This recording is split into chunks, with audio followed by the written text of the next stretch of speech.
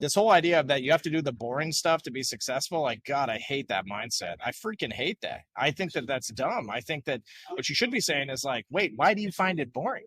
Like, why do you find what most would say is mundane or basic as boring if it leads to ultimately these epic outcomes? Now, sure, if it's like, well, I have to fill this spreadsheet out, right? Well, that's fine, but like fill the spreadsheet out listening to like nothing but disco music the entire time, like from a generation that you never have experienced, and like turn all the lights off and get naked while you fill out the spreadsheet. You know, I mean, like literally, guys, I'll come up with an answer for anything you tell me is boring and help you to see it through a creative, fun, long-term lens. And that's what the rebellion is all about.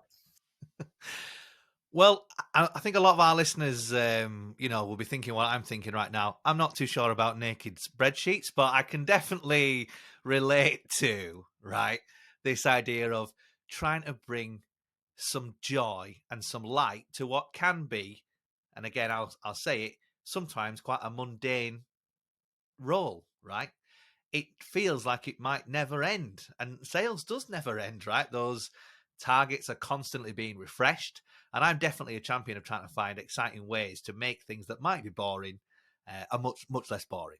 Now, something that a lot of people might think is slightly boring and is quite tedious is this idea of building pipeline, which is very cleverly linked there. You can see, Dale, the exact thing that we're talking about today. So, first off, how can you make that not be a boring task? And secondly, how important is it to actually build a strong pipeline as a seller? And so I think you said it best a hot minute ago. You said that sales is never ending. I literally believe that sales is the never ending story.